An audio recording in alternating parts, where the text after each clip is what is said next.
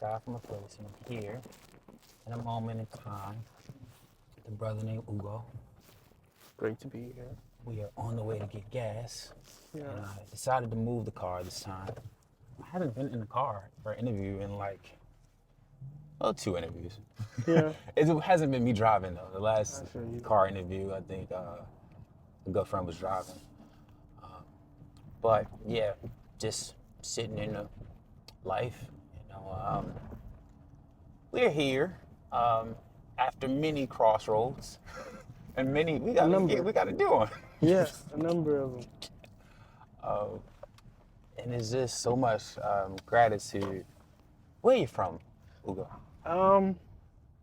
That's a funny question for me because I am West African, Nigerian to be specific, Igbo to be even more specific, but I was born and raised in Louisiana, Baton Rouge to be more specific. So that's always been an interesting question to answer because depending on who I talk to, what I lead with changes. But yeah, though I would say that kind of sums everything up. Nigerian by way of Louisiana. Let me say that. Yeah. It's funny because I've been saying it ain't where you're from, it's where you're at. Yeah. More and more. And the way you're at is where you are in your mental, spiritual body. Yeah. That's really abstract. Yeah. A friend has been calling me out on that lately. Mm-hmm. But just that concept of you can be there, but you're not there. Yeah. And I even say that because it's like all the times I've zoned out in spaces. Mm-hmm. I'm like, I don't feel like I belong. And I'm from here, and sometimes I don't feel like I belong. Or people don't affirm that I belong. Yeah. All right, so there's just these different things I sit with. But shout out to Baton Rouge. Shout out to Louisiana. Shout out to West Africa, Nigeria. Like shout out to all of those sources and foundations. Yeah. It all plays a plays a part in this puzzle of who I am. It all does.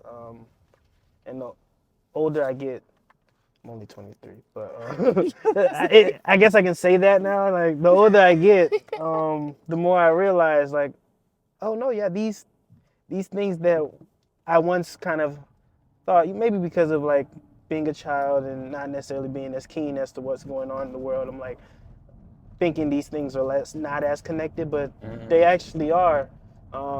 Even when you look at like historical material implications of the world and other things that I'm gonna not get into in the context of this conversation. But yeah, all the pieces matter basically.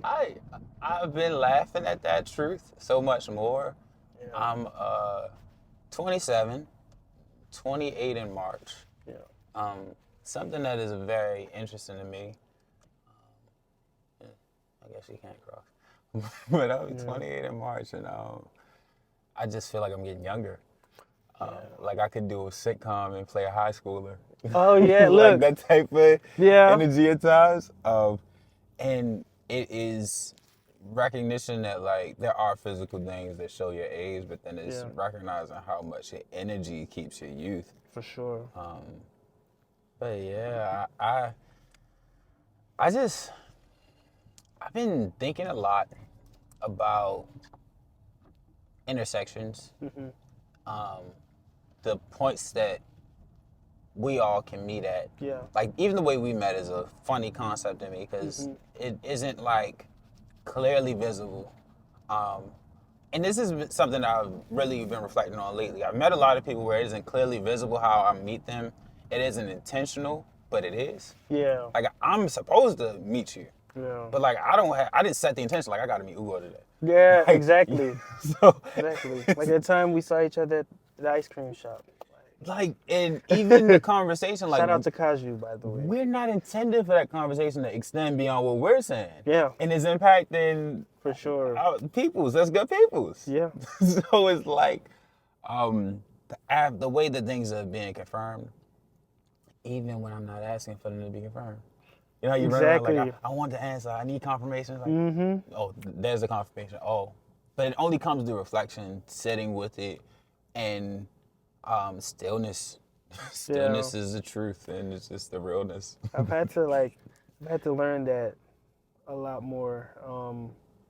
Because I guess, like for me, right, having, and I think you could probably relate to this to some extent as well. But I feel like I grew up in a world that wasn't stable. Like, granted, the world has always been in this state of flux, but because of, like, whether you want to call it mass media or whatever isms you want to call it, the world we grew up in, like, I grew up in a world where it's a shock to me that TSA wasn't a thing once upon a time. Like, and right. that because of safety and all of these different things. So yeah, we grew up in, like, quote unquote, people have always been talking about the end of the world, but even that I've been kind of like, okay, other people have been dealing with these conditions for a very long time, and even going back to the Louisiana concept, dealing with hurricanes, that is like, the aftermath of a damaging hurricane is a very apocalyptic thing. Like, I remember being in my house when Hurricane Ida hit, which at the time was the most powerful hurricane that made landfall ever, and this was 2021. And, like, I remember hearing the storm, like, knowing that the storm arrived, and I was like, wow, like, it's always the most powerless I feel, But I liken it to, like, how people that have went to the moon have felt, like, being able to see Earth from outer space. Even, it's like you kind of see how small you are when you're in these situations, and what that does is it kind of lets you know that, like, that one thing you were late to, that you were tripping about, it doesn't really matter in the grand scheme of things. Is G Homer? Yeah. Like, what? Like, it doesn't really matter in the grand scheme of things. Always put your best foot forward, of course, but I've been in this, I bring all of that up to say that I've been in this stage of my life where I'm reassessing the things that matter as these structures, so to speak, are either crumbling or their foundations being shaky are being realized by the masses, so to speak. So, and it's one of those things that, like, I try not to, like I have an endless reservoir of optimism. I come from a place where, like, you don't even have to be in the mix of hardship to understand that hard times are being had, but people smile in spite of that. I come from that type of environment, that type of world, that type of circumstance, even in the West Africa context. So it's in my bloodline. So I've just always been of the mindset, you know what? People are saying the world is ending. Maybe your world is ending, but I'm gonna just continue doing my thing until I can't anymore, until the wheels fall off. So, and I've had to love it, bro. Ooh. It's a thing. I try not to engage with the fear mongering too much, because at the end of the day, I know it's part of it is a byproduct of spiritual warfare, if you'd call it that. Got it. So, it is recognizing it's all good. Yeah. And being able you just to put that so. Yeah, bro, but it's so funny because, like, that's been my process. Like, I'll come to realization, and one of the things I struggled with, I'm glad to say struggled with, like, getting my realization and, like, running to give it to people so they could share in the relief that I found in knowing it ain't that bad. Yeah. So, like, this podcast is literally based around that. Yeah. Giving people a little bit of relief to know that there's a 23-year-old brother from Baton Rouge, like New Orleans, Louisiana, like this area of the world that they may have a slight conception of because of media, but not a full understanding, who's articulate, who has West African heritage that he's proud of and that he affirms as much as he affirms Baton Rouge, who is going to give you insight, who's in school, like, studying. So when there's these things that come out, like, oh, what the kids finna do? Like, bruh, that's actually the reason I brought that up, because, like, Yeah, I hear a lot of talk about this generation this generation that, and like, granted, I'm these are my peers, so yes, I see what you guys see even more, but at the same time, it's like it's a cycle of being quote unquote failed by those that came before us, and it's life. Like, you can't playing the game. Blame game is not enough. You have to actually have conversations about the thing, and you can't be pointing the finger in these conversations. It has to be, okay, yes, this is done. This has been done. How are we going to move forward from it? Acknowledgement of that past, but not just acknowledgement as in like the whole land acknowledgement thing that universities be doing when they know, it's like land acknowledgement, but you're still like gentrifying the land. So it's like land acknowledgement can only do so much. What are you going to actually materially do to improve the condition of insert demographic here? Yes. That's where I'm at with everything, and I think that's where a lot of people my age are at with it as well. Because again, going back to the previous piece, we grew up in a world on fire, to put it bluntly. We grew up in a world on fire. We grew up in a world at war. We didn't grow up in the good old days. We only hear about the good old days. We see it on TV. We watch these movies. You go on AMC or TBS. You see those movies and stuff from back then. You're like, okay, this is not my reality, and it's never been. How can I create a new reality? So I think that we're all just out here trying to create our new reality, but the blueprints, we've had to figure that out. Like we were just, especially, and I think you could definitely relate to this. Like, we were given the internet, and like it was like like caveman days of the internet, and it's like, okay, yeah, this computer is really cool. Play with it, do something with it. Now look at this. What's so funny is like, we have all this information. This is what I've been speaking on as well. Like, all this information and a limited perspective of how to apply it. And I spoke on us as the generation coming up having to put our pride aside in the face of prideful people. Yes. Right? Because a lot of this is ego war. It is. Where it's like, you know more than me, but I'm not going to let you know more than me because I'm trying to figure it out. And I don't want to feel dumb. I'm cool with feeling dumb. I'm cool with conceding sometimes because I learn more, and then I can come out into space like, oh, this is what I learned. This is what I took away. This is the old head gave me. Yeah. This is the game they said, like, avoid this, avoid that, and keep your eyes focused on the prize type thing. Like, Grandpa was preachy at times. He didn't do it, but he was telling me he didn't do it when he mentioned it. He said, I didn't do it, but I want you to. That's a fact. So it was this thing of like recognizing when I'm half listening, putting my ego aside to really accept more than declare. Like, accept and just be like, okay, maybe I'm off in my estimation. Maybe somebody got better math than I do. Yeah. And I think that's when you get the greatest realizations. Because truly we know nothing. The wisest. Truly we know nothing. You know what I'm saying? There's always going to be something more to know. Look at how liberating that is. Because look at the false responsibility that comes with knowing. Yeah. Like, and I say false responsibility because knowing now makes you accountable. Yeah. You can try to run from it, but like, if you know that your diet is in a poor space and you keep eating this thing that's killing you, you're responsible for your death in some ways. And it's like this like I said, this weird space. At the same time, it's like, give yourself the grace. So it's always this interesting balance, and I catch myself in these two spaces and these double-mindedness because I do recognize the plight of others, but then I know what works for me and what is serving me.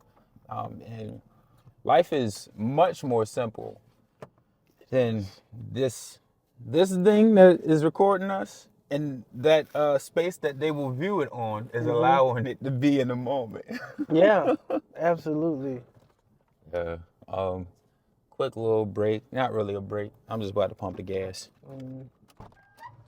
Yeah, man. It's not sponsored by Gatorade. Not sponsored by Gatorade. Hold on. box right here. Yeah. But yeah, this is an interesting area. This is it's a lot down here actually. Is it? Let's explore. I've been to the Visionary Museum over there. Okay. Of course, I've been to the Federal Hill.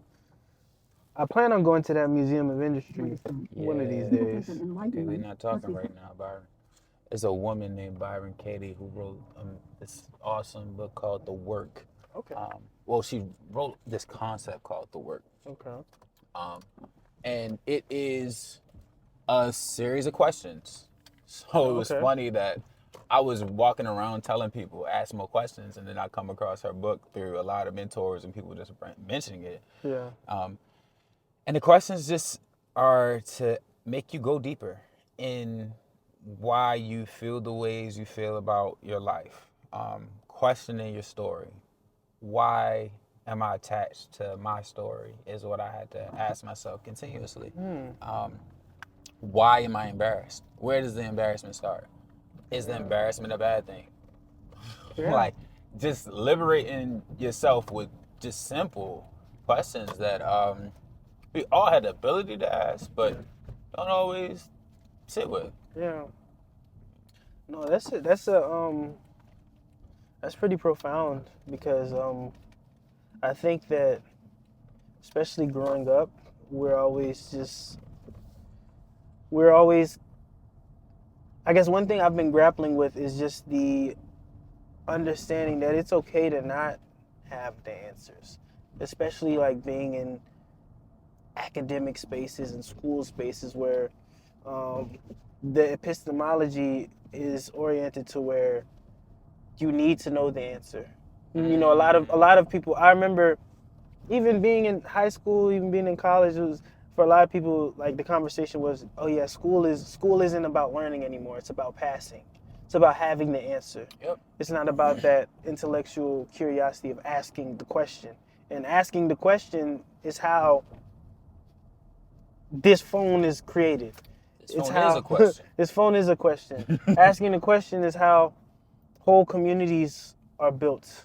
Asking the questions is how, you know what I'm saying, the pyramids were built. Having space to ask the question. Exactly. And I think that we don't have as many spaces that encourage the asking of the question.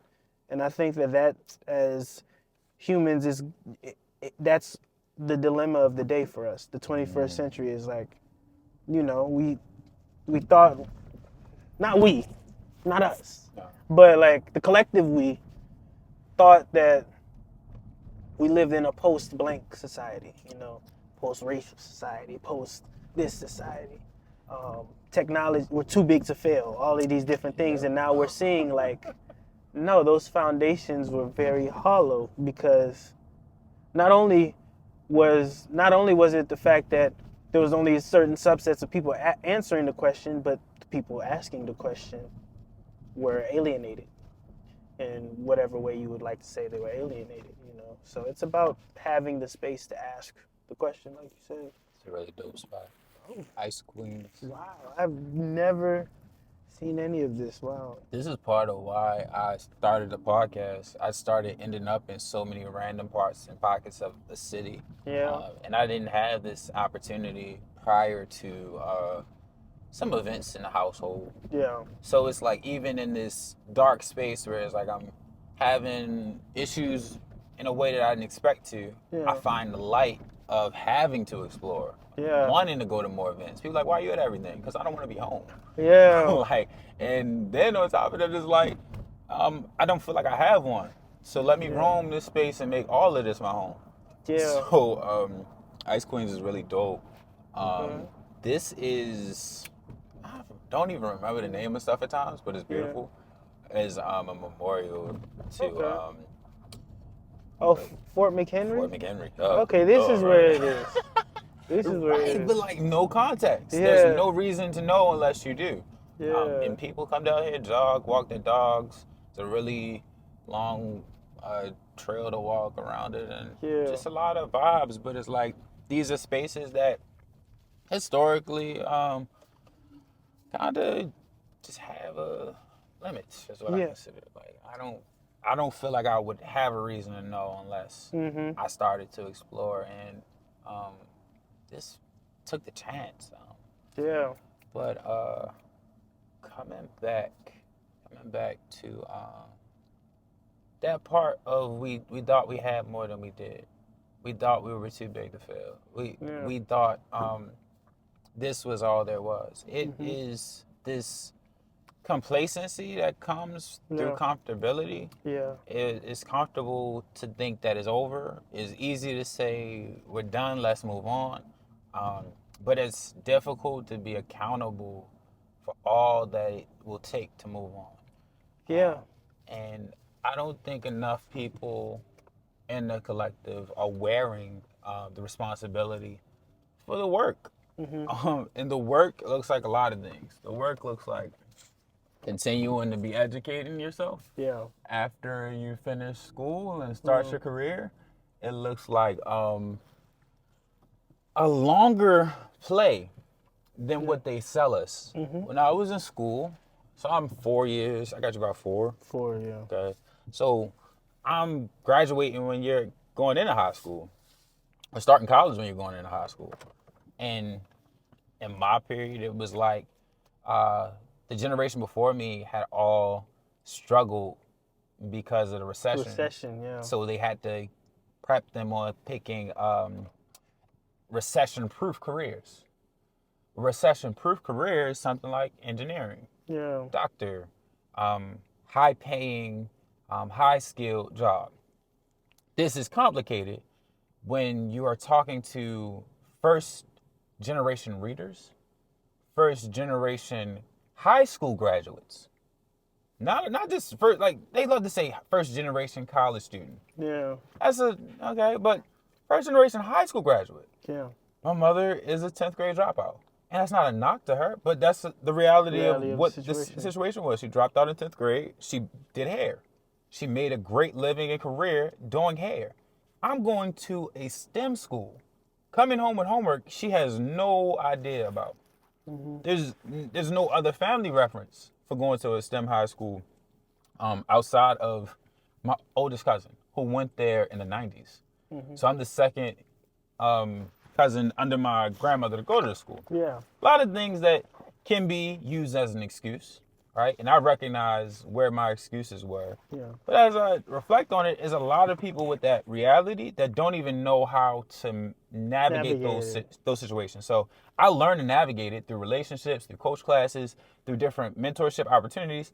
But I saw where there was a gap still. A gap, yeah. And that was the part that I've been working on. That is a part that I've been working on. That's the part, yeah. My gap in certain community spaces. Because I know other realities that other people aren't aware of, that I can't get them in the room like I can get myself in the room.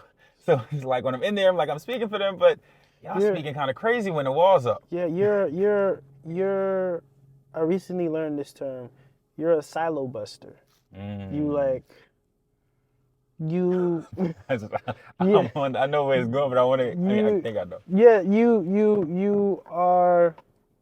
you have, because it's not about having the X's and O's understanding of these rooms per se, but it's not about understanding the explicit curriculum, but it's about understanding the hidden curriculum of those soft skills, if you will, that shouldn't really just be soft skills, but because as humans, we all have some sort of grasping of the soft skills, but it comes like the actual curriculum is kind of where things kind of fall off. But then the hidden curriculum is based on, it's like those soft skills, but in the context of these rooms. And not everybody will know how to navigate those rooms because that's simply a space where they haven't been before. It's like uncharted territory. So people like you become important in that you're able to not only hold space for people of your similar ilk, your similar contexts that are in those rooms now, but also you can think a little bit more critically about, okay, this is the time and place in world history that we live in now. how can we remix this? Or how can we even scorched earth this entirely and build a new room? Can we raise? Can we level? Yeah. Truly level. Because level looks like knock that building down. It's going to be months of getting the rubble up. Yeah. Possibly. It may be we had to go grab brick by brick to remove it. Yeah. And replace these bricks. Yeah. We really got to level because it's going to be some pokey Yeah. metal framing. It's going to be some things that just don't even make sense for the new structure we finna put in place. Yeah. Like right now we talking about parking lots, right? I saw some random video because I'm a peruser of random videos on YouTube. They were talking about parking lot structures and how they aren't accommodating the trees. The dirt that's there is only expansive enough for a certain amount of roots. So people I've looked at the trees like, and they do look a little dry. Like they look like they're struggling, like literally struggling because there's not enough. Yeah, you bring up a point that I've been thinking about a lot lately, which is firstly that what part of what you're talking about is we have to be able to sit in the discomfort of what our new reality is, whether it's our collective reality or our individual reality. So we have to be able to sit in that discomfort because out of that discomfort comes growth. Yes. But then secondly, going back to the trees, there's going to be a time, I'm not going to even say there's going to be a time, the time is here where we need to rapidly rethink our relationship with the land. We have to be stewards. We have to be stewards of the land. This is knowledge that goes all the way back.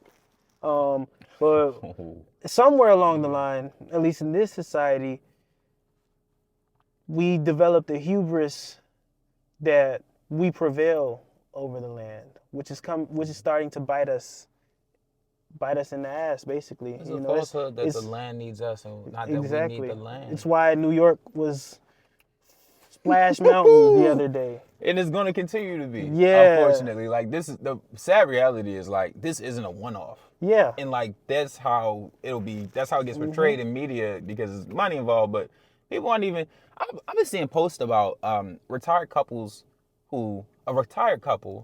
who did 55 cruises because it was cheaper to live on the water than to pay rent in any of the states for them. Wow. Or wherever they were from. Not any of the states. But just sitting with that concept, like, it's cheaper to just get on cruise after cruise. And there was another post where a guy was flying, and a brother, Webb, good brother Webb, he put me onto that. He was like, his mother used to do it. She would fly in to the city she worked in because it was cheaper to fly than it was to commute and live in that space.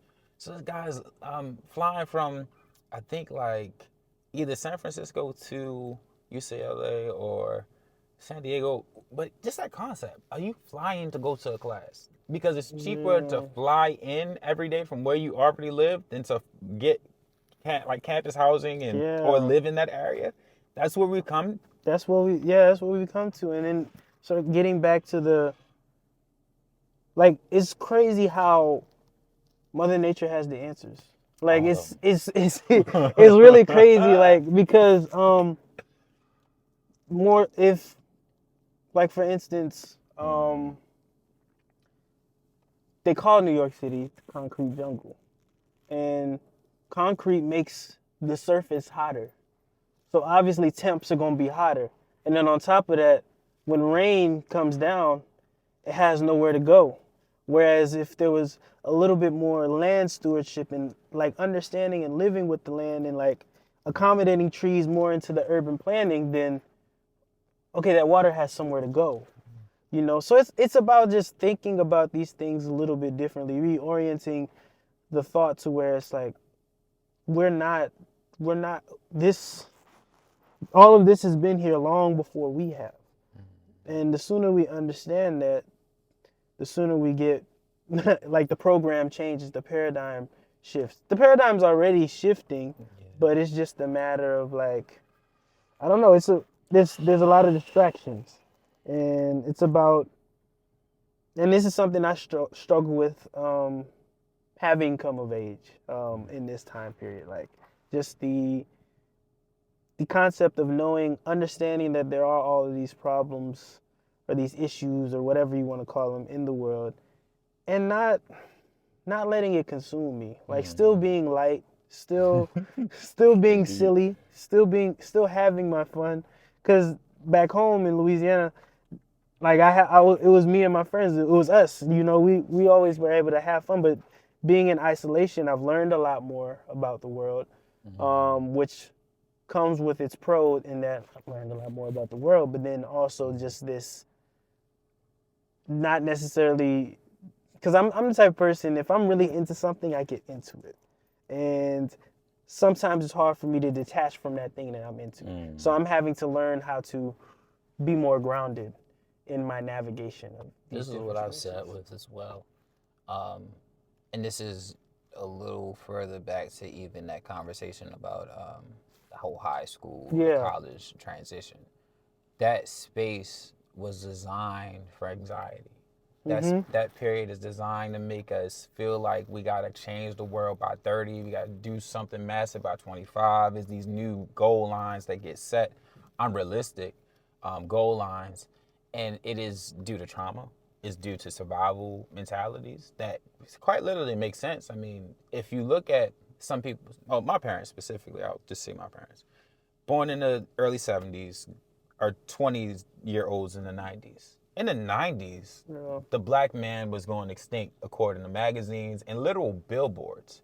My father speaks about a billboard that said black men don't make it past 21. That's the word. In the local area on his way to school. He just sees this billboard that says black men don't make it past 21. This is a statistic of black men being killed. You got like Malcolm X coming out, and there it is. You got Public Enemy will Fight the Power. Then you got gangster rap. Apartheid. You got apartheid. You got a lot going on in the world in that era. And HIV, AIDS, like, if you were short-sighted, if you let the anxiety get to you, you would think the world would end in 95. You would think when Pac died in 96, like, oh, what's the world coming to, right? So it is this grace that the called are allowed. I've been seeing that a lot more. God doesn't call the qualified. He's not calling on people who already got the praise of the world, because the world is false. The world will praise you for things that literally don't make sense. Yeah. Like, oh, yeah, that is, let me think of something. Because there's a lot of moments in history where, like, people are sure that that's the thing, and then life comes and shows them, like, nah. I know. There's this thing called, please hold on to your thought. I think they were the radium girls. So basically back in the day, radium was used for something. Like radium, we know now that you don't put radium in your mouth because it's very poisonous. But back then, as they were like building things, girls in little factories or whatever, they would literally have to put radium in on their tongue to do certain things, and then they just started dying. You know they used to put cocaine in Coca-Cola, and it was like the best shit. So that's another example. It's been so many points in history. It was like, what? Like, opium was what the British got the Chinese hooked on, right? So it's like these little things where the things we're dealing with in present day did not just show up. Exactly. They've just been marketed differently. They've been brought to a demographic they may not have been with before.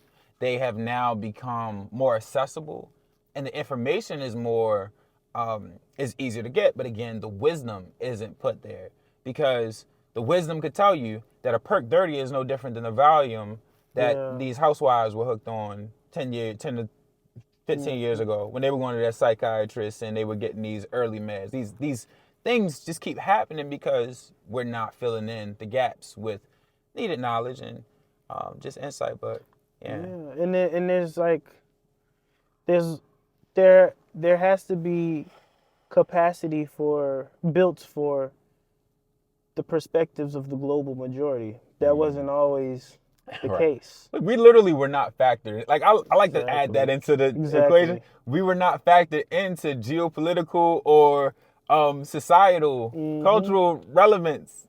Yeah, which is why you see a lot of like what's going on in the world right now. Like a few weeks ago, the country of Niger, the Niger Republic, literally kicked France out. They're like, France, y'all got to get the fuck. Y'all are using our uranium to power your country, and we're not seeing much back in terms of it. We need to have control of our own ability to stratify in this world infrastructure. So you see these paradigms starting to shift because you can see that wherever you go, whether it's Gaza, Palestine, with the whole conflict with Israel, you can see that in Democratic Republic of Congo, Nigeria, South Africa, even in South America, even to some extent in the United States. But obviously because of U.S. hegemony and all of these different things, like it's going to look different depending on where you are. But yeah, people kind of understand, like it's like having a conversation with somebody in the classroom and you're like, does this feel natural to you? And they're like, no, not really. But it's the way it is. But it's the way it is. But a lot more people are like, well, why is it like this? Asking questions, going back to your thought. This ain't spoken reach, asking all them questions. Yeah, exactly. We gotta ask all them questions. We have to because if we don't ask those questions, then these things just kind of perpetuate and continue to move forward. One thing I want to highlight is you grew up as NBA young boys coming up.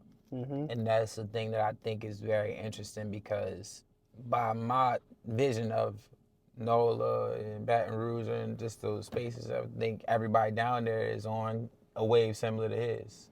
Yeah. I will say... What's it like navigating that? So, I will say we have to look at the context of that whole... His come up, 2016 was a crazy year period. I'm sure it was crazy year here and in other places, but in Baton Rouge in particular, that year was madness because we had what they call the 100-year flood that happened. Like rain just kept falling and falling and falling and falling, and then next thing you knew it, whole city was flooded. Like we had to share a campus with another school that like was flooded out.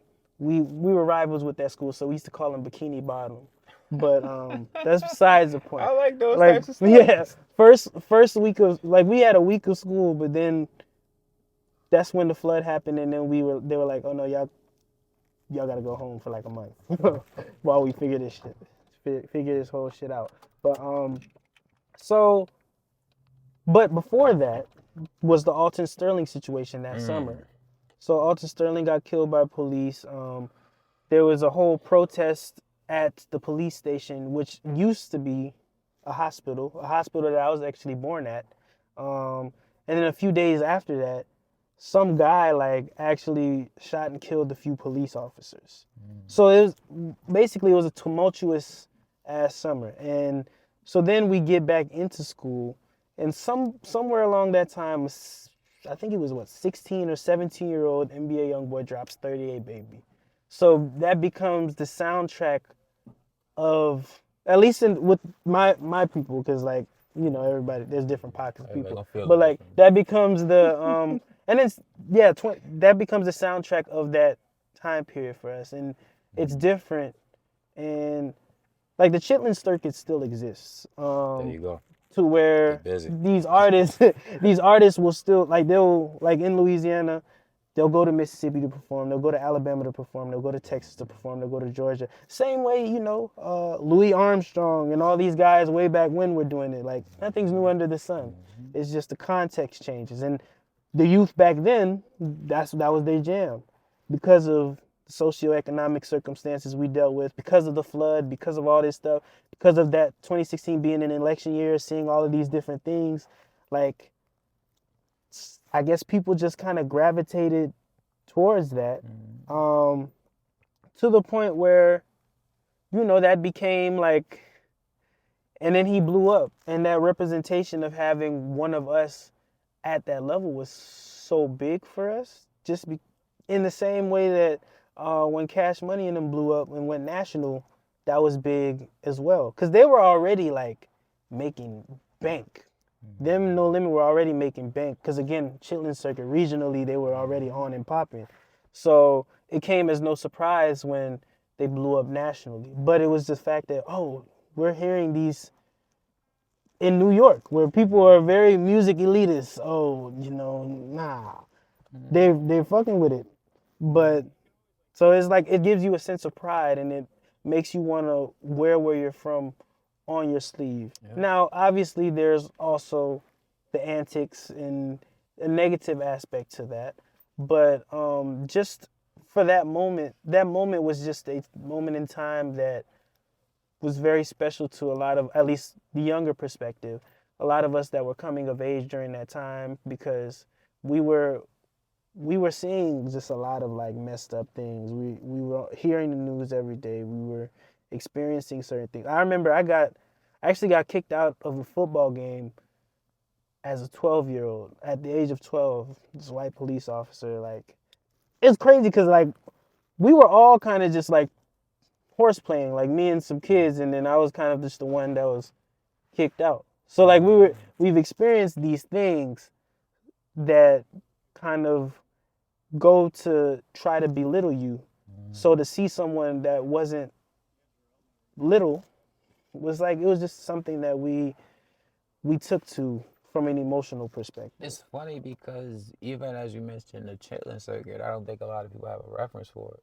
Yeah. The first time I slightly experienced it was 2018. Lil Baby's on the come up. Yeah. And I'm at Fort Valley State in Georgia. Okay. So it's like middle Georgia, very out the way. Yeah. Super small space, but he's coming through some random club in Macon. I'm like, what's that? Oh, and that made sense to me. I'm like, they can just y'all just floating around y'all states. Yeah. And up here is just you make it pop. You try to go to a big space, make it pop instead of getting some small eats. But like you really get to touch the people. You really get to leave a story with people that's up close and personal. And I think it's beautiful to have a fuller reference for somebody's come up. Yeah. Because like in my city right now, we just lost another rapper, President Devo. And he was real like... his energy just felt out the way. I don't know everything the man was doing, but a lot of his songs were just like, get money, protect my people, and like, stay with my women. Like a lot of things that a young guy like me could relate to at the time. And he went to Poly for a little bit. So it was like we went to the same high school, have similar friend groups, and that's how small and tight-knit the city is. So yeah, bro, I be seeing people I know, like, I be seeing people I know, I'm like, wow, maybe I'm also a local now. Like, because I'm seeing people I know. I'm seeing you at the ice cream shop. Like, that seems to be, I guess that, not to cut you off, that's a question I have for you. Like, I don't know, it's so interesting, like, being in the metro, seeing one person getting off the Hopkins line, another person getting off the Owings Mills line, and then they just, like, dap each other up. And it's like, what's up? Then they just move on about their day. I see a lot of that here. So it's so much a family. Yeah, like it's interesting. Cause we have that, but it doesn't look like what it looks like here. I don't know if I'm articulating this like in a very sensible way, but it's just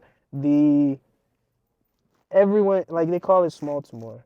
And it seems like everyone is somehow, some way. It's not even 6 degrees of separation. It might be 2. Right, it's a lot. It's so close that it's scary at times. Yeah. And I say it's scary at times because that has been what heightened my anxiety at different times. Yeah. Whereas like I don't know who's watching, because it's literally like I could be near somebody's cousin who go to their house every day, and he's like, I saw Marquis out. Because it's that small. Like I wouldn't even know. So if you have beef out here, it don't take long for people to find you. Like I can imagine. You really gotta you gotta be ducked off, as we say. You gotta be out the way. So like, it is so small that there's only certain places we even go to. Like if a spot is hot, most people are visiting that spot. Like I mentioned at our house, most people that are creative go to our house. Like if you want to find somebody creative, like not to just give people spaces up, but it's like it's certain spots where, it carries an energy. So it's just not a lot of places to come from when you like born here, like you're either from like, like even there's a song that's like Sandtown, I always mess it up. Y'all gonna have to forgive me. But Hey All You Knuckleheads is a song that just highlights almost every street. But the funny thing is, like, the streets not that far apart. The zip codes are like, you could walk through most of these spaces if you, depending on what side of town you're on. So it's just recognizing, like, the reason a lot of people say if you can make it in Baltimore, you can make it anywhere is because it teaches you soft skills by default. Yeah. Like, when I'm on a bus, I'm going to see that person again tomorrow. Yeah. Because you got to take that way home. Yeah. Like, even driving. Like, Yeah. I remember driving to school, I see the same cars. Like, Yeah. I'm like, I know that person. Like, I will say that is where this place feels very familiar as it relates to Louisiana.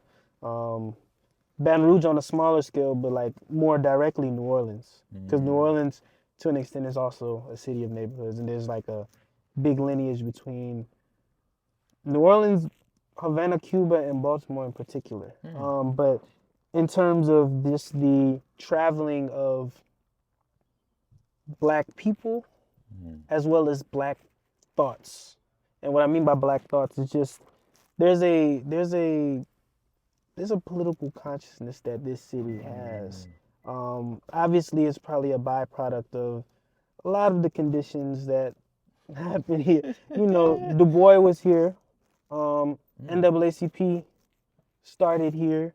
So you have a history of like Black cooperatives and all of these different things, and Black people just coming together and trying to figure their situation out. Whereas in New Orleans, you have like the social aid and pleasure clubs, which, for instance, that's like the when you see Mardi Gras, when you see like the people throwing out beads on the floats, those are usually like social aid and pleasure clubs. So basically, like community groups, if you will, that also party. But like the community is literally the root of what they do, and so yeah, there are a lot of parallelisms that I see, even in the artist communities, because we also say if you can make it in Baton Rouge, if you can make it in New Orleans, you can make it anywhere, because it's a beautiful place to, on a grand scheme of things, it's a beautiful place to duck off. Places like this, like you can stay out the way. Well, at least for me, not being from here, I can stay out the way for the most part, and then kind of just do my thing. And people that are even from like places in Louisiana, they feel like they can do the same thing, because on the grand scheme of things, nobody's necessarily checking for us. Although that has started to change, because like there are certain things, certain mannerisms and sayings that we have that like certain artists have stolen and put in their songs and stuff like that. Okay. So and I'm sure that's the same here. So like I think the biggest thing I'm trying to hit at is that there's a cultural capital that places like this have, like a cultural relevance that's super important, that's often romanticized, but it's not often respected. So it falls on. I can feel it. It falls on the artists, the culture bearers in these communities to continue to build that infrastructure in which they can go to other spaces and really, really be able to advocate for themselves and their respect. That's back to even what we started with. Even when I was earlier, I was saying. I feel like I'm in spaces in the silo breaker. Yeah. That's essentially what I'm doing through art. Exactly. Is this whole, for me, it's this consistent thought of what's the foundation of this party? What's the foundation? Like, what are we even celebrating? Like, we just celebrating to celebrate? We celebrating because it's Friday? Nah, bro. Let's celebrate because, like, the kids got their literacy up. It's important to have a framework. Yeah. It's important to have a framework. Like, it's cool to do things just to do things, but to have that framework starts to build the sustainability of what you're doing. Oh, look at this.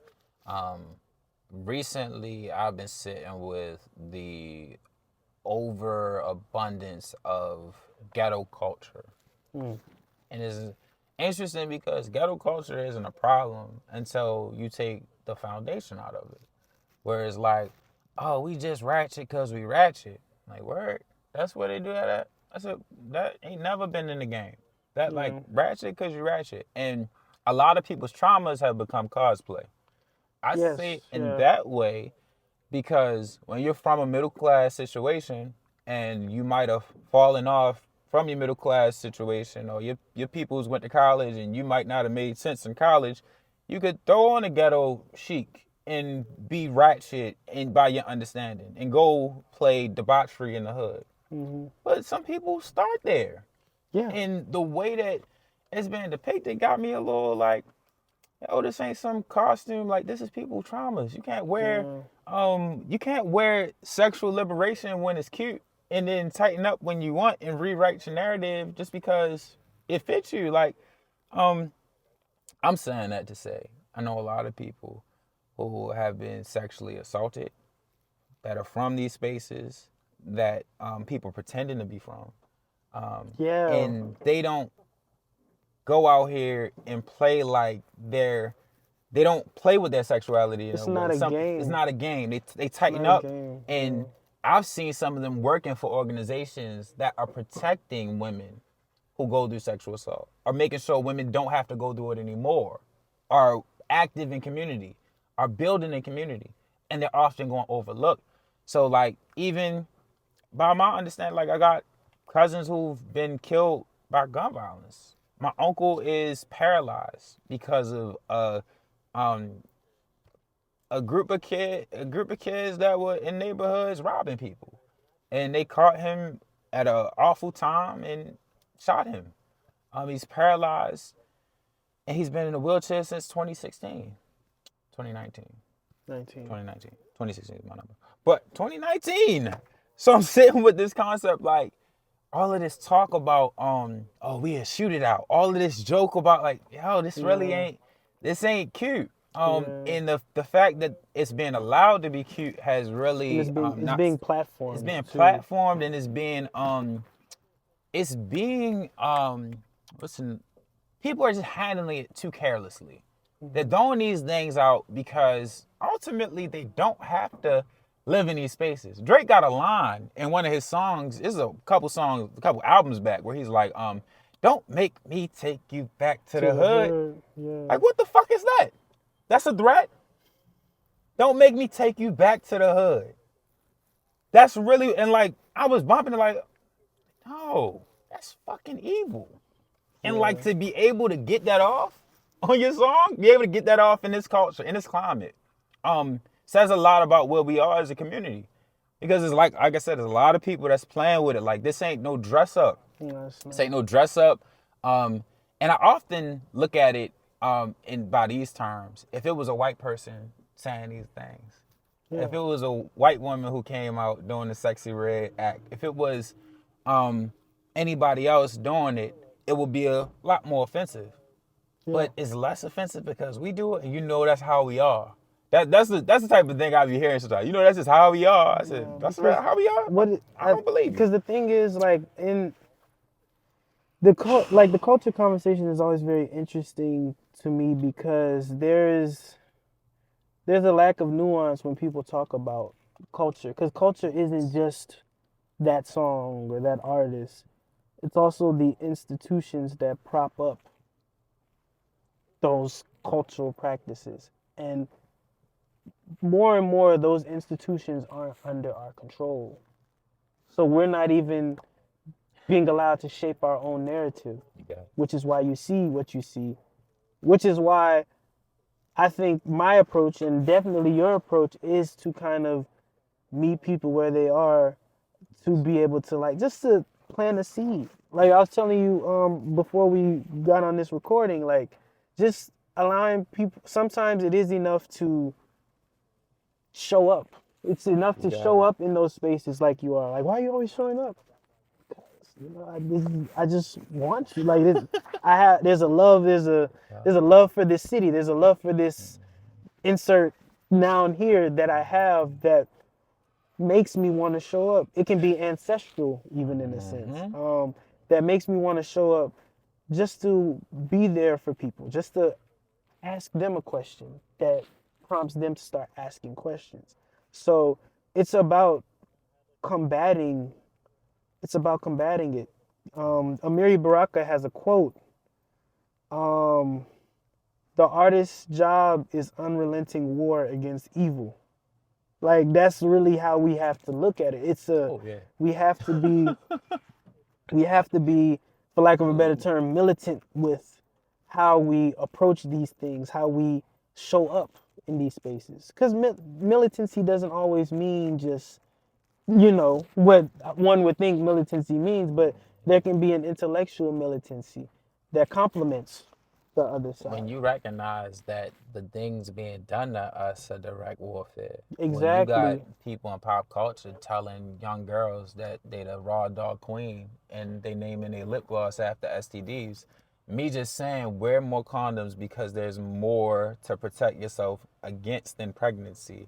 And that if you do have sex, be conscious of the fact that you'll have to raise the child. I hope you intend to raise the child. That one thing I'm saying to the youth I'm teaching, I'm saying to the youth that I haven't met can plant that seed. So it is beautiful to sit with all of the people that were planting seeds just by being in my space. I did not recognize how much I benefited from my city being majority black. Yeah. And I say that to say it was all black educators in K through 8 for the most part. And most of them were educated black people. They weren't like run of the mill. Not to say that an average black person isn't capable, but they were showing up and showing out. Yeah. Like I had a fourth grade teacher, or fifth, either one, fourth or fifth, who was very intentional about us loving math.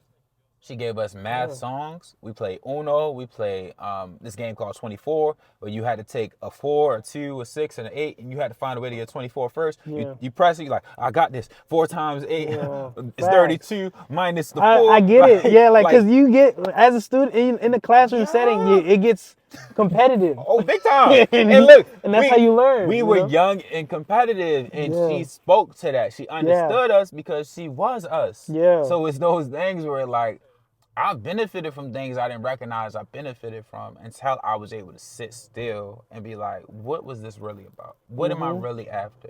Because ultimately, I already have everything I claim I'm after. Yeah. I got everything that I could ever ask for. Yeah. And without, like, if I had not acknowledged that, I would still be in some race toward nothing. Like, that's a powerful thing to acknowledge, because that's when the liberation begins. When you understand you have what you need to, like, I'm literally like, I'm having a moment right there. That's like, that's when you really, like, you have all of the tools. It's just a matter of showing up and finding yourself in the right rooms with the right people. And you have the intangibles. So it's about positioning yourself to act on those intangibles. Only times I step away is to catch up on my work.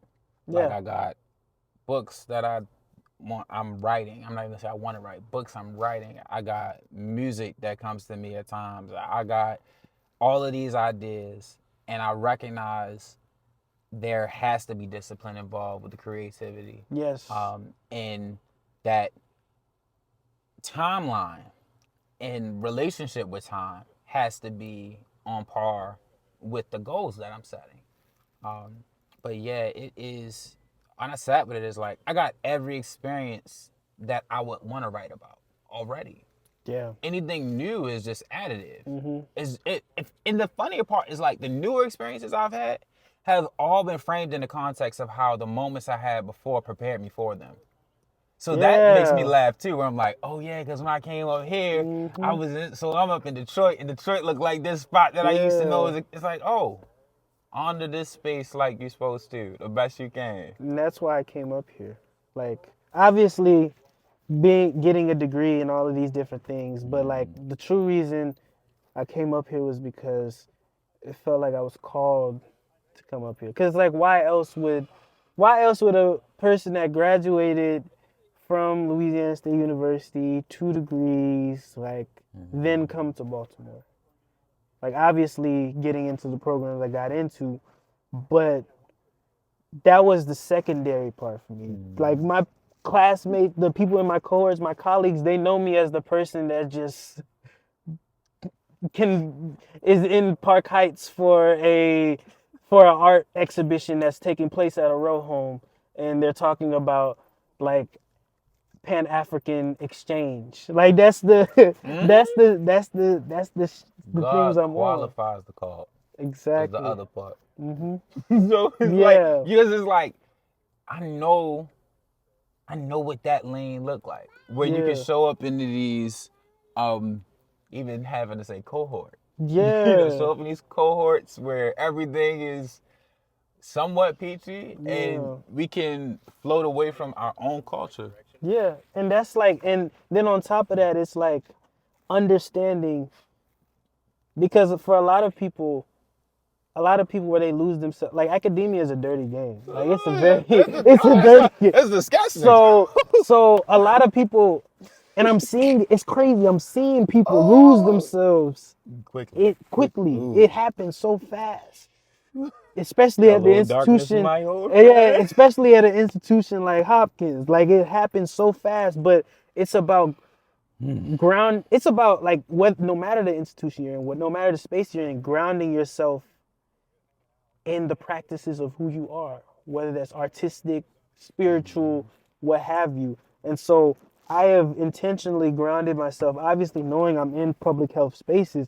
I have grounded myself as an artist because I was a creative first. I was an artist first, and that creative that creative ability is a divine ability. That's something that, a lot of people talk about the ether and how you were called on to do a certain project.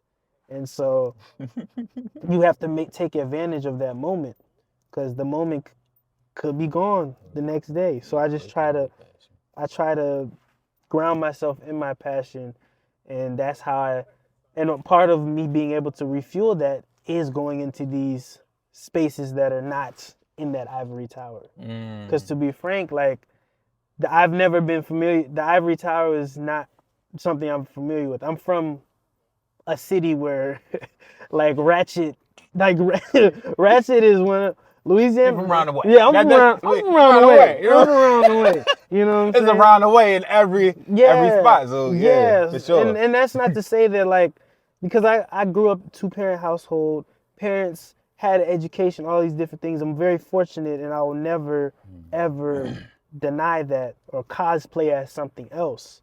But that being said, growing up in those circumstances, in those situations of like the place that I lived, you see these things. Like you see floods, you see, like, young boy was on house arrest in like like a few miles away from my house. Like, and so I literally saw the transition of friends that I grew up playing sports with, and I saw them start to take up that imagery and start to go to jail, start to get shot, get killed, get jacked, all these different things. And it's rough. It's a very disheartening thing to see people you grew up with go that route. Not because, like, not out of virtue signaling, but it's just like, wow, we had dreams, we had aspirations, and you won't get to live that out. And so that's a very traumatic thing to have to experience. And so I deal with survivor's guilt every day because of that. But again, I have to ground myself in the understanding that this is a part, like, my creative practice, and the things that I do are so that I can at least plant a seed in some person's mind that's thinking about going that route, to maybe think about things a little bit more critically. This is why I'm grateful because that's what qualifies me. I come from a working class family. Yeah. My parents didn't stay together, but they were both in my life Mhm. in the ways that they needed to. Yeah. Um, and it went against the narrative of the city that I'm from. Yeah. And I'm from the city, like all the way from the city. Yeah. Like, and I had to always feel this otherliness because of what is defined as. I've been in other spaces. One year I was in Orlando with my family. And I think we were going to like we just had some hotel, had a nice pool. I think it was like a military event. Mm-hmm. So just chilling, and I get to talking to some kids from the pool, of different nationalities. Some from islands, possibly Caribbean islands. Some are from just other parts of the world because it's military families. Mm-hmm. And one of the kids is from Maryland. So we get to going back and forth like, oh, you from Maryland? I said, what part? Oh, I'm from Towson. I said, oh, Towson. Okay. Said, that's like the Baltimore part of Maryland. From Baltimore. That's the Baltimore part of Maryland, yeah. So like, I get to like, so oh, where? Yeah, so right. I said, I'm from Maryland. I'm from like, I claim Parkville just to see where he goes. Yeah. Every now and then I play with people like, yeah, I'm from Maryland. I'm from Parkville. Mm-hmm. So, oh yeah, man. I never go to Baltimore, man. Baltimore's crazy, man. I was like, I can understand. I did a little code switch. And it's funny because it's like, I watched how everything became problematic for people. Like, don't code switch. I'm like, it has its time and place. Mm-hmm. I was like, y'all must not have seen Spook Who Sat by the Door. Y'all must not have really understood what this game is. Yeah. And like I said, I say that to say, your space in it is a space that many people hold, but some people take that perspective, some people take that foundation, and they write songs to commemorate street violence, and they write things to amplify it and sell a story to people that doesn't need to be sold. Yeah. But it sells. Sex and controversy sell. If I can, like, the bad news, for some people, as much as they hate it, they enjoy it because it riles up their spirit. It's something to do. It's something to change. Good news don't really sound that great to people who don't do good things. Yeah. So I think it is a very interesting space to sit in because, like I said, I caught the bus with guys, and like we're trading calculus homework, and these guys are dying of street violence. Yeah. Like that's the part that I don't think everybody is aware of when they are dealing with inner city youth. Yeah. Because we're street adjacent. Mm-hmm. I have the choice that I don't have a visible choice to a lot of people, but it could be some different pivot points where exactly I wear it a little different and I walk a different. Yeah, I remember certain points, like even back home, where it's like I could have easily not went to track practice today and went to the kickback, went to the session, and got into some shit. There's as Usher once said, situations will arise in our lives where you gotta be smart about it. You like, that was cold. That was cold. Yeah. No, Usher Raymond, Usher did that. So it's like, it happens just like that, And I think that's what my parents always tried to deliver to me, in as West African a way as they did. I'm thankful.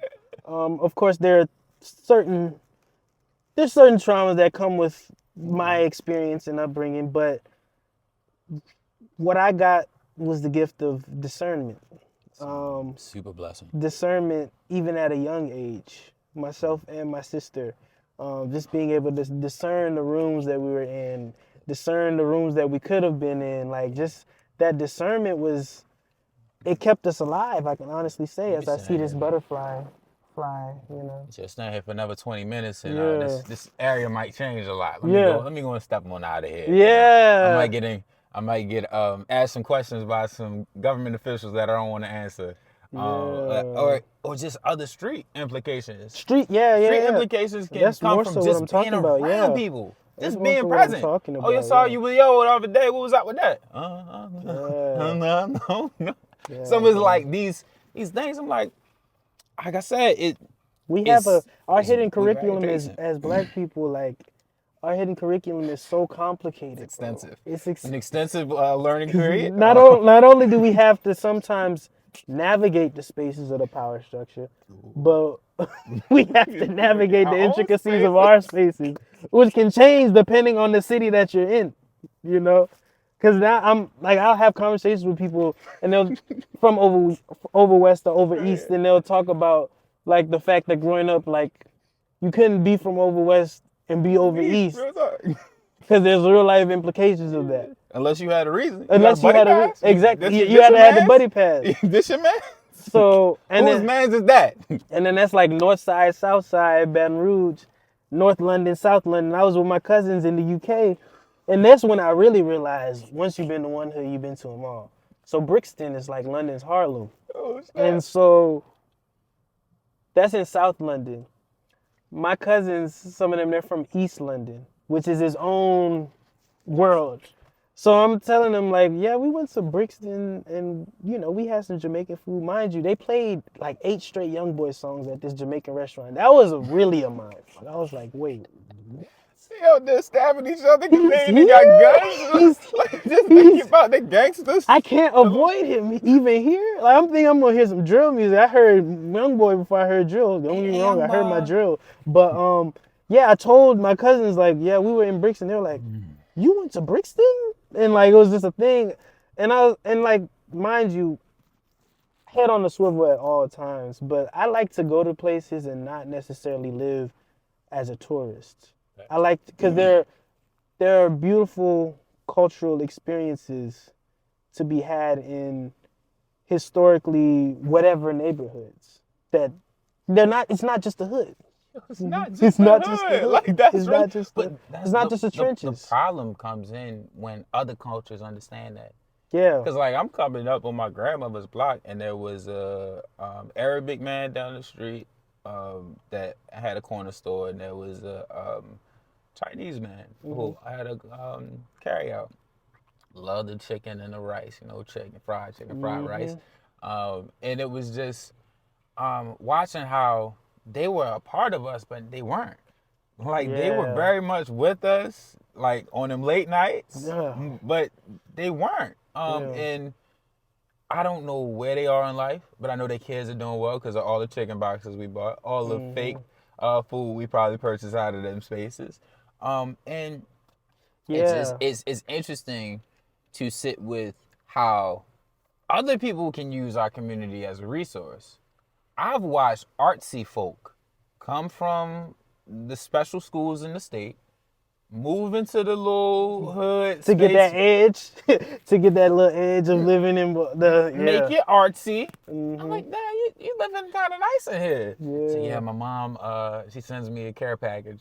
So, oh, your mom sends you a care package, and they pay the rent too. Oh, so wow. you just down here in Park Heights, chilling, pulling like up in your Subaru, pulling up in your O2 Camry, because ain't nobody suspecting nothing of it, and you just out the way. Not that I would wish harm on them, but I just say that to anybody who is looking at their situation like, let's re-envision how we live in our spaces. Exactly. Because other people have already found the beauty in it. Let's not wait till you can't buy a property in a space to see the beauty in it. Like, that's what irritates me.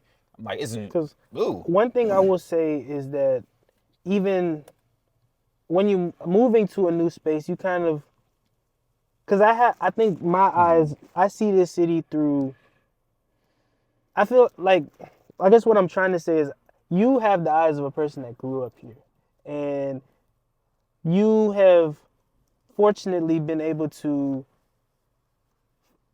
navigate the things, good, bad, traumatic, otherwise, that you have experienced. Not everybody has the ability to do that. So that's a gift of yours. I've been able to do that with where I'm from, but even being able to do that where I'm from has allowed me to then look at this city here as like, it is a space of immense opportunity for the people from here. So I just hope that, and I know with the work that you're doing, that there will be a time in which you guys are able to build capacity here. And a person like me exists in this space to, obviously I have my own goals and aspirations and things of that sort, but I would never want to extract from what already exists here.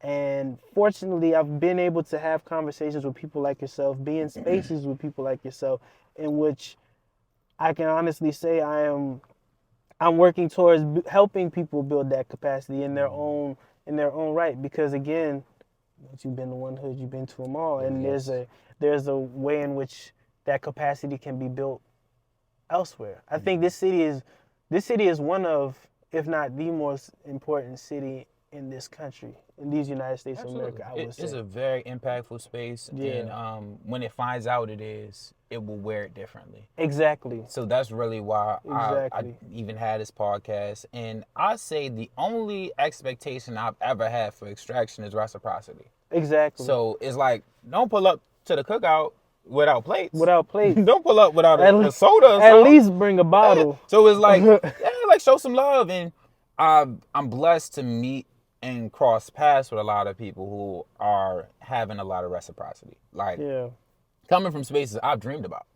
I'm like, oh, it would be cool to go to New Orleans, see what that's like. Haven't been yet. I know it's coming. Yeah. But it's like, all of these spaces, like, homie from Seattle, homie from LA, homies from Philly, homies from New York, and all of these barrels that I'm hearing these stories about giving me the ins and outs, like, this ain't popping in that space like you would think. Oh, word? Yeah. I guess I'm stuck in a 20-year ago point when I heard about it as a kid. Like, I still had these movie fantasies about these spaces. People like, nah, it's kind of dead in that spot right now. That's why I'm here. Things have happened that, like, that's the interesting thing about this city. Like, not to say that it's, because obviously there, like, gentrification and things of that sort are happening here.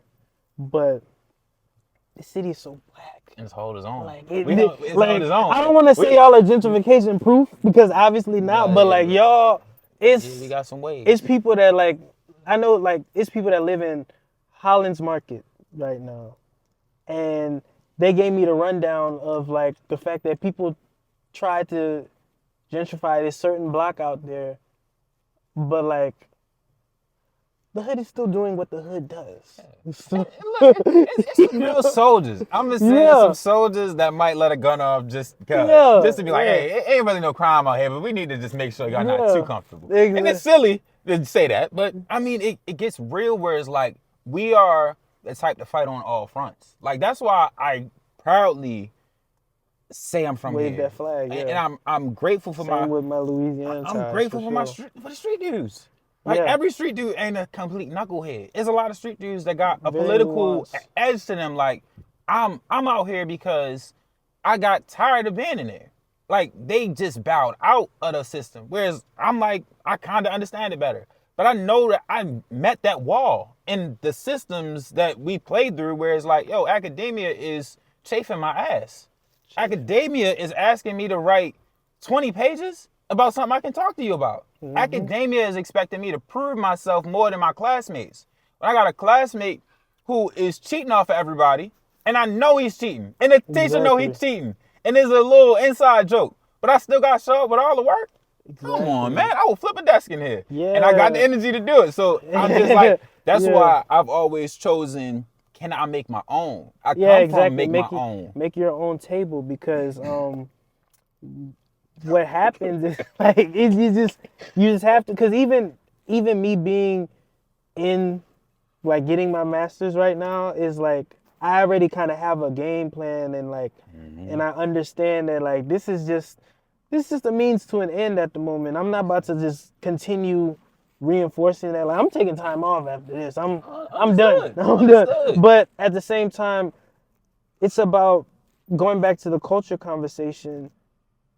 And part of the reason that we aren't able to eat from our own, from our own vices, is because we haven't built those institutions that we need to build.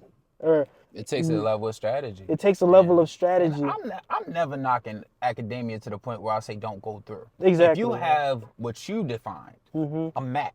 If you have a map to navigate it, and you have mentors who've successfully tread those waters, definitely make it through. Because I'm going back for the things that I'll need to go back. At the time, exactly. I'm not paying y'all premium to read a book. Because I laugh, like, even the timelines they set for reading these books. Read this excerpt, read that excerpt, read all these excerpts to get, like, bits of knowledge of something I could go in depth for. Yeah. Like, why? Like, this book got a lot of other things you skipped over, baby. Yeah. And there's like a complacency that can happen in that space. Like, looking at, like, to where people start to think that, like, a concept like revolution, for instance, they start to think that all you have to do is read Wretched of the Earth. And all of a sudden, you're a revolutionary. Revolution has been excerpted. It has. And it's like, no, there's a lot more. Why are you upset that this group of people in this part of the world are doing this when that's literally what Frantz Fanon was talking about in the book? Why are you confused about the response? Why are you Why are confused? you confused about the response? Why That are ain't a you reaction. That's a long-awaited response. exactly? That's what we're witnessing That's right now. chickens coming home to Uh, roost. and who said that? Right? Mm-hmm. That's Brother Malcolm. Yeah. So it's like and he said that about the president at the time. Oh, he shouldn't have said that. Well, look at the circumstances of the world he was in. Yeah. So it's these things where it's like, even when I sat with that, like, I love history, but I love the full context of history. I don't like history from, we're going to learn about the war today. Don't just tell me about World War II. Tell me what the factory life was like. Tell me what the city life was like. Tell me what it was like in the country. Tell me about economics and industry. What was the main industry of World War II?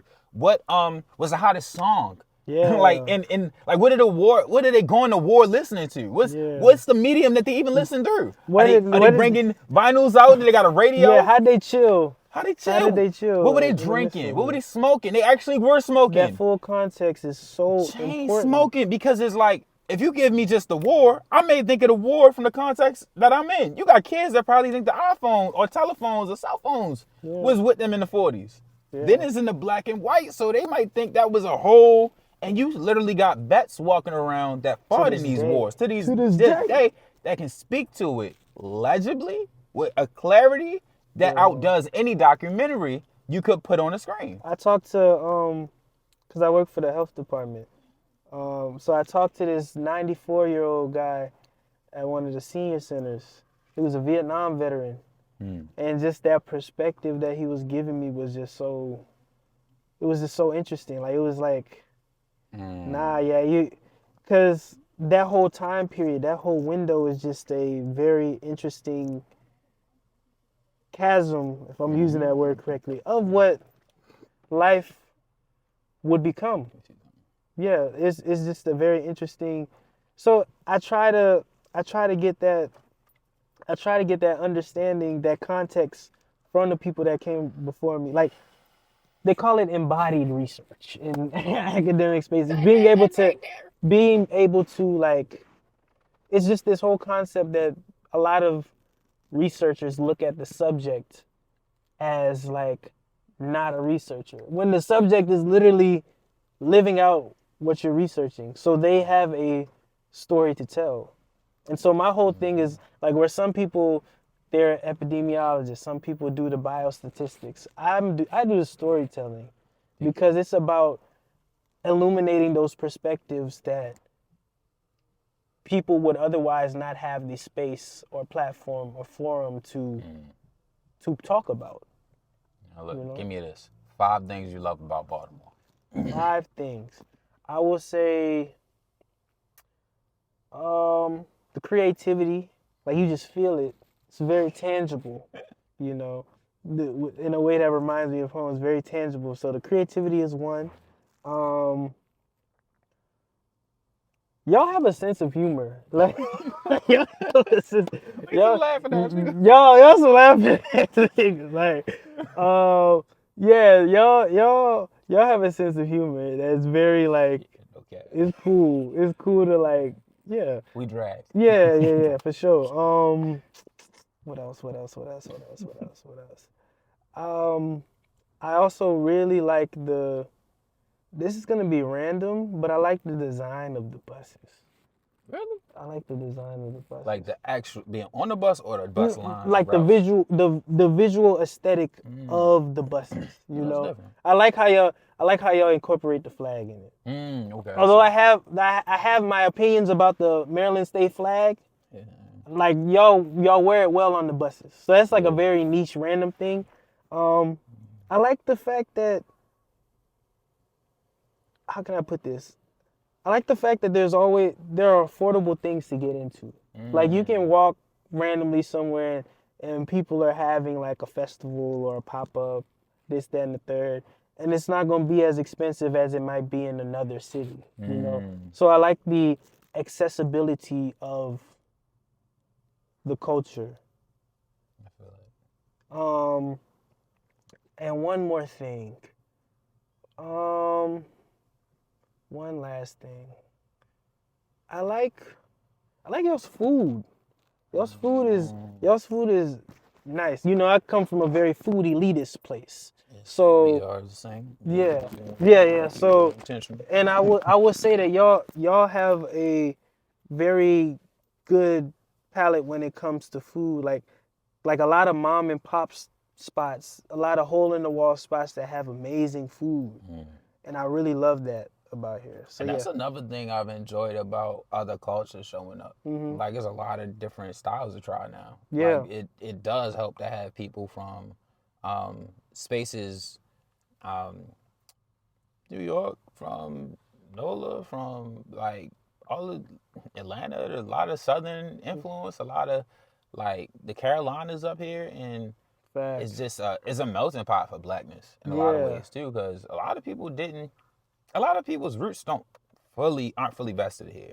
Like, my peoples came up through Turner Station, but they were from like the Carolinas. Yeah. So probably like in the 40s, Yeah. like late 30s up Okay. here. So that's long enough, Yeah. right? But even still, it's like this is a space that people come to and they're like, oh, Yeah. it's something I can build here with my family. I can work for a local government agency, maybe go to DC. I can work for some industry that's directly in it. Yeah. So it's interesting. Yeah, and then on top of that, one thing I forgot to mention is I love how like Louisiana adjacent y'all are. Like I love how I could just like hear I could just hear like That's fly. yeah, that is fly. Like why am I hearing like Mind of a Maniac by Boosie in the Uber? Like wait. Yeah. Huh? That's the thing I never understood, but I didn't argue with too much. When Wayne had his run, his second home was here. Like you'd have thought Wayne was from Baltimore the way like we had Y'all like when y'all waved that flag. yeah, I like respect bro, when Millie came out, y'all waved we that were flag. in the cafeteria and like I still know it. Let me see.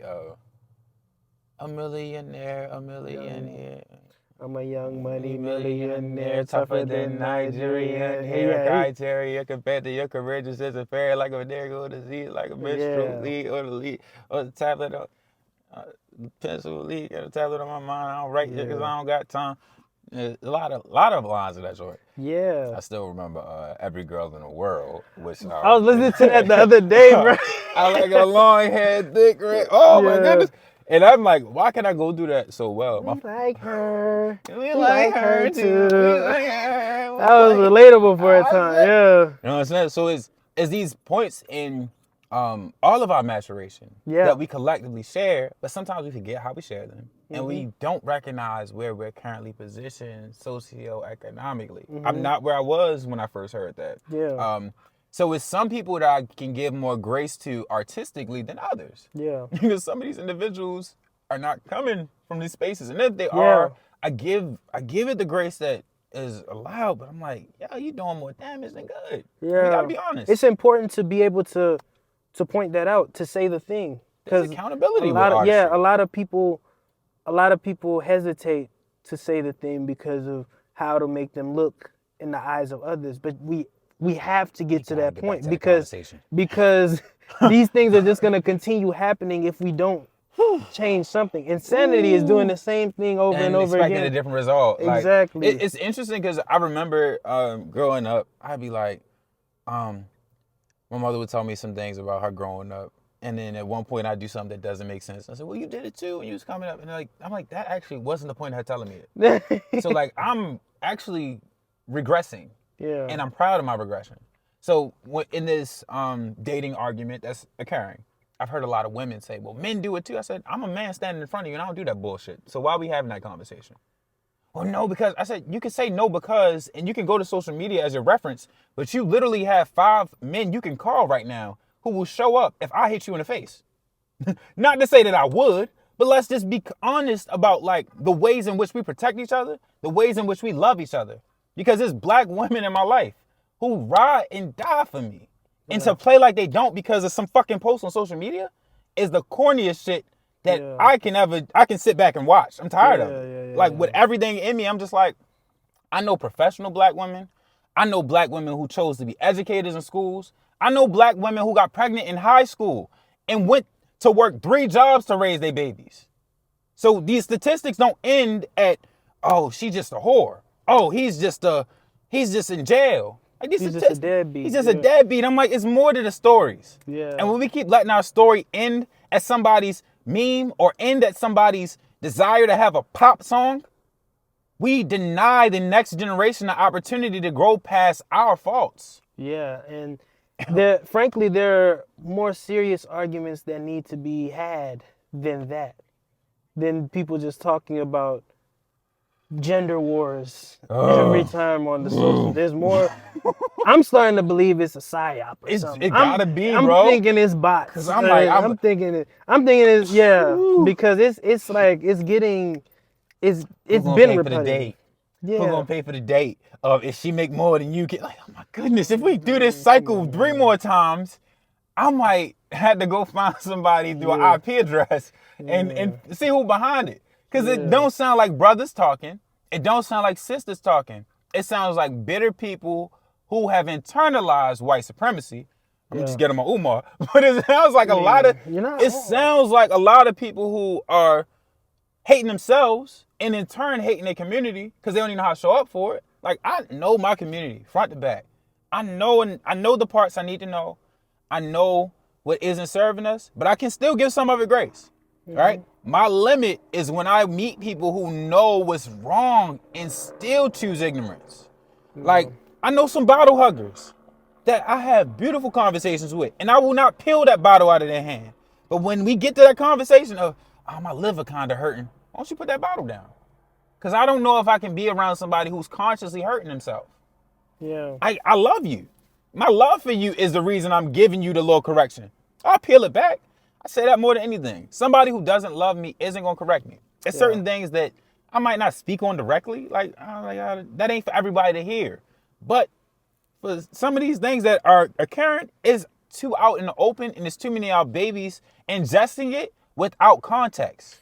And it's not the reality, bro. It's like, really I will it's really like not. I It's will like CB4. Yeah, it's not like I will literally I will be in spaces in conversation with like black women and like it's not coming up. Like, we are literally relating on our love for this artist or that thing or that concept. With soul music. Grandma was playing that the house music. with Anita Vega. So it's like it's literally just online. It's just online. It's on the internet. It is just on the internet. So, and that's a bigger argument and issue about digital literacy and having spaces for us in those spaces. Because then the important things becomes technology is here to stay. Yes.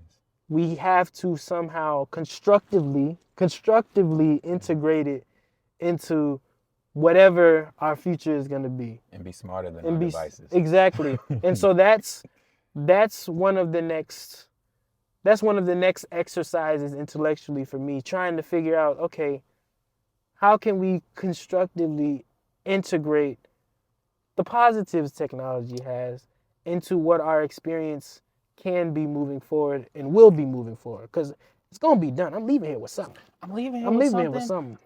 So it's just a matter of what's that something gonna look like? How are we gonna do it? Who's gonna be along this journey? But these are the conversations we need to have rather than who's paying on the first date. Yeah. You know, It's like, all right, bet. Whatever. I'll pay on the first. I'll pay for it. I've been paid for it. That's how I've been paid for. Yeah. And it still was a good vibe. Exactly. Like, we still managed and made it through because some sisters got it, and some sisters understand that some of us fellas are moving with expectations because a transaction was made. So they would prefer not for you not to pay. And it's important to say that. Right. You know, it's important. It's important to say that, you know, because like I think the biggest thing about this whole conversation, we can't keep lying to ourselves. We can't just lie. Like, we can't, because I hear a lot of people talk about like, oh, black culture, whatever that means. Yeah. Anyway, whatever that means. You gonna just lump it all together? Like, whatever that means. Yeah, whatever that means. Oh, black culture is this, black culture is that. If you want to call it that, it's under attack. And it's been under attack since the first Caucasoids accidentally ended up Yo, on the African that's crazy. continent. So we can keep romanticizing these quirks, these problematic quirks, or we can actually, like, you know what I'm saying? Because my mother beat me too. I said, did she We talk can, to you after she whooped you? Dang. like, you're a victim. That's you stuck on the beat. You so learn from it. so yeah, we can romanticize those things, or we can actually move forward.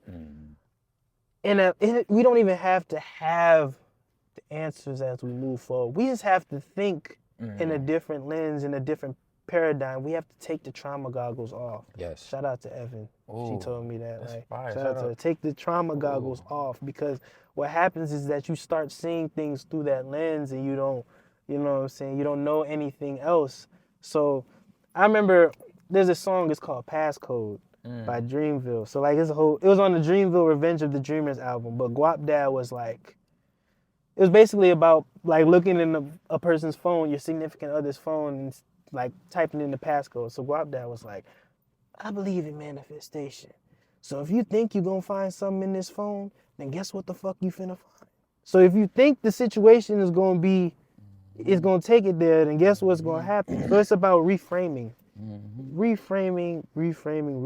But we have to look at what is working and what isn't working, and be real with ourselves. BFFR. You know? And look, I say there are tangible actions that can be made to get to some resolutions. A lot of mirror work.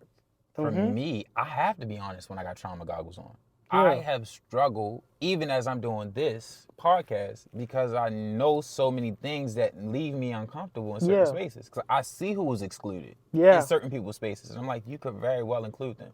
And I see how much I was excluded before I was of value to others. So then I'm like, I don't feel comfortable here because you only want me here because of this thing that I'm providing. Yeah. So I move from love. I move from truth as best I can. Yeah.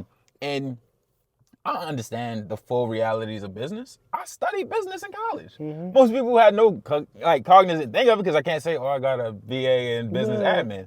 But the classes I took and enjoyed were related to business. The books I read and enjoy are self-help, business-based books where it's like your personal life is not to be enmeshed in your professional life, and finding that balance between the two and maintaining integrity is of the utmost importance. Yeah. But so many of us have been guided by somebody else's narrative that we believe these worlds are separate. So when the professional life is separate from the personal, there's this cringiness being in certain spaces that should not be there because we're trying to show up professionally different. So just back to your academia thing, because I know what you're talking about. I didn't see it. It's another type of trench. And I've worn it. Not only have I seen it, I've worn it. I've been the thing that I don't like seeing. That's really why I speak to it so much. Because I'm like, oh, I definitely could have spoke up more for that. I definitely could have stepped in more. But the thing I'm grateful for is the opportunity to do new action. As time progresses, I have the ability to wake up and add something else to the story. It's like I might have not have shown up that way before, but it's a new day. And I can give community what I have to give in this moment. As best I can. And I think that just stillness and being still is definitely an asset in being able to figure that out and navigate. And just because we're gonna have to be still, you can't just hustle. You can't just hustle and bustle, grind your way out of your problems. You gotta. That's my vibe. Sorry, no. I'm find a sister that want to wear that with me. No, but yeah, we have to. We have to be able to sit with ourselves. I think a lot of people are scared to sit with themselves. Oh, because a lot of us already have written out what will wash over us. My biggest fear of sitting still came from all of the narratives that built up in my mind, where I was like, oh, I got to sit with that thought. This is going to come up. I just need to keep getting busy until I can get over all of it. I need to out-succeed it. I need to out-sex it. I need to out-party it. I need to out-event it so that when I got to be lonely, I got all these things. And it's like, no, you're just building up more moments to possibly build more trauma.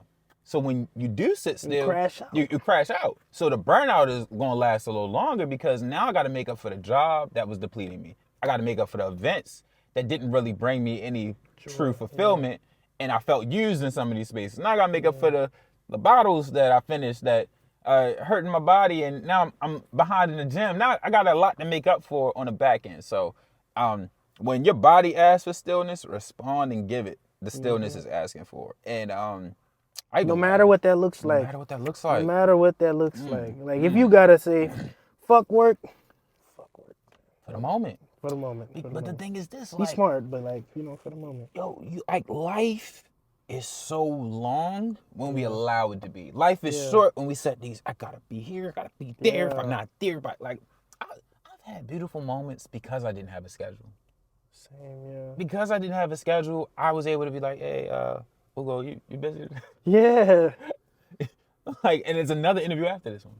Okay. And I've been like back in my interview flow. Like I was like, how do I get back to it? And I was like, well, what am I not doing that what am I looking over? So I did the things I've been looking over, and then I was like, oh, I got a little more space here than I thought I did. Yeah, it's a train ride at the end of the day. You're on a passenger train, and you're gonna get to where you need to get. So look at Kansas. So you might as well just relax and enjoy the scenery of the moment. Like all we truly have is the present. The past is in the past. The future, you might get there, but all we truly have is the present. So we have to be able to be comfortable with that moment that we're in and make the most of that moment. That's a part of the reason I've even been able to find people like you, because I'm like, okay, I'm in a new city. Like I had to like, okay, Baltimore is dangerous, blah blah blah. Like, okay, cool. Anywhere that's fine, but I had to, being present has allowed me to connect with people and find opportunities that I otherwise would not have found if I was wearing those trauma goggles of not leaving Louisiana, because a lot of people don't leave for various different reasons I'm not going to get into. So I had to reframe my mind and like understand, yeah, I'm in a new place. That means there's new things to get into, new people to meet, new places to see, new ways to be even. So I've been enjoying, man. I've been having fun. I'm having a lot of fun figuring it out. Like, and I've been in them trenches, like in my time. But it's like the trenches are now kind of like, this is okay. I can figure. Like I had a situation yesterday where I legit like lost the key, and it was like, I have a spare. I just need to get in, let me into my house, and then I'll just use my spare. Like, it doesn't make sense to dwell on. I released it. My mother used to bug out, like, they gonna come find our house. I said, I ain't put the address on the key. Exactly. I mean, I get it, but yeah. I had to reframe, but I'm grateful. I'm having fun. This has been very fun. I really appreciate, like I said, like I'm kind of on the clock right now, kind of not. I don't know, because of the whole Columbus Indigenous Peoples Day thing, but this work from home game is a different animal in the same beast. Yeah. Yeah. It makes you realize like how much time we actually do have. That's what stillness gives you. Yeah. Stillness is, don't touch the phone for the first 2 hours when you wake up. I say 2 hours intentionally. Like, make a way where you don't have to pick it up, because those 2 hours will go almost in slow motion comparatively to scrolling. Open it, new information. My brain's now running with these other logs added to the task I already had to complete in the morning. Yeah. Oh, I gotta take a shower. Do I have all my stuff ready? Is my book bag organized the right way? I wonder if I talk to my mother, like all these little, and now new things come to me because I'm in this weirdo space. So I've been doing that for myself at different points. That's a practice I'm gonna take up. It's a real, I'm chronically online. Bro, I've gone to sleep. I used to go to sleep with the phone in my hand, go unconscious, wake up and grab it, start my day with it, because I got to check the time. Yeah. Oh, that was my excuse. I checked the time. Now it automatically unlock my face. It's like check the time. I ain't got to put the password. Oh, you already open. What's on here? They made it easier. Who did what? Them slick devils, they made it easier. I was meditating, and I was just like away from my phone for a little bit after that. I picked my phone up at a point where like I was kind of like, I guess I can look. And then I saw the president did what thing. And it sat with me like, damn, like I was unaware. Yeah. Because I sat still But if I found out preemptively, like if I found out in that moment where I was still, like it wouldn't have made a difference. Yeah. I still would have came to the information. So I think that has also been very interesting to me. When there's this abundance of information, there's this delusion that I accepted that I have to be immediately aware of it. Like I didn't find out about the attacks in Israel until a certain point. And I was like, oh, not to say like it isn't of importance, but you'll get to it when you get to it. Yeah, you get to it when you get to it, you know? It's all good. You get to it when you get to it. No, that was funny. But no, that's a fact. Good. That's a super fact. Any advice you would give yourself 5 years from now? 5 years from now. Oh. 5 years So into the future. not a go for now. Okay, I would say keep the wonder and the curiosity you have. Don't let yourself be intellectually sterile. You'll never, but at the same time, allow yourself to sit with the information you do receive. Walk, move around. It's important to move around whenever you consume information, so that you can embody that information. So yeah, I would tell myself like don't lose that fire. Basically, I'll say don't lose that fire. Yeah, bark like a dog. What thanks would you give to 18-year-old Ugo? I would say the thanks that I would give is that I allow myself to dream. I'm literally living in the life that I wanted to live. Like I was dreaming about living 5 years ago. Like I would listen to music and I would literally think of myself in a mental space. And I'm currently in that mental space, even in some of those physical spaces. And I hope it makes sense. I'm joyful about both. Yeah, this is crazy. Like I'm literally living. I'm thankful that I allowed myself to dream about this life that I'm currently living. Of course, there's work to be done. There's always work to be done, but at the same time, there's always things to be thankful for. Always. So every day. I saw something earlier that said the first 3 lines of the Bible were very intentional. Yeah. And it's crazy. I was thinking about those 3 lines yesterday. Sorry. In Sacred geometry. Look, like, look. In the beginning, they're like just in the beginning as that concept, and I'm gonna quote it wrong, but there's mention of the darkness. It was dark. Yeah, it was dark. It was dark. And God is moving through the darkness. And I like even in the darkness, and that's the faith. That's walk by faith, not sight. Yeah. That's another reference to that. And the let there be light. It happened after he moved. After he moved. It happened after God moved. He's always in the details. God is in the details. People will say, don't say that. God is in the details. God is in those details that allow your message to your 18-year-old self to be my message to my 18-year-old self. Because it's the same message. It's the same energy. That's why I'm laughing. Because I'm like, at 18, I was a dreamer. At 18, I wanted to be a rapper. I wanted to have a voice. I wanted to express myself. And I didn't know what it looked like. I wanted to go to school for communications, poli-sci. I wanted to study economics. And all of those were poo-pooed because I went to a STEM school. So they said, you've scored high enough in your math entry to do computer engineering. You scored high enough to maybe consider electrical engineering or something of that ilk, because Morgan will give you this scholarship you need and you're intelligent enough to do it. I think you should push yourself a little harder. I'm like, damn, like communications isn't pushing myself? Yeah. So it was these things that people saw for me because they believed I was better than something. And I'm like, damn, well, yeah. Who am I then? So this constant thing of, you were supposed to be the lawyer. You were supposed to be the astronaut.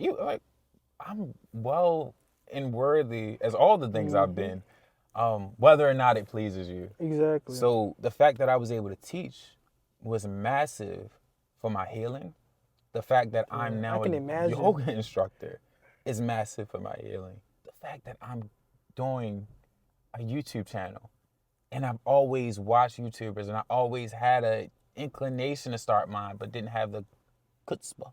You know, I didn't have it at that time. So just to be in this realm where I'm able to share the stories of people who share the light, it's all blessings, man. It's all blessings. Yeah, that's beautiful. Shout out to life, man. I'm gonna finish y'all off like this. One day made better, many days made greater. I'm uplifting you to be in a world that cares. If I keep it to myself, I think that is unfair. The joy we are given is best when shared. Visionaries never die, legends survive. Through the seeds we sow daily, we get better with time. We are built in private, blessed in public. Be intentionally positive, be intentionally prosperous. I'm grateful, I'm loved, I'm wishing you peace, light, and many blessings. Likewise. Yeah. Can't smack that screen, that's way too much fault.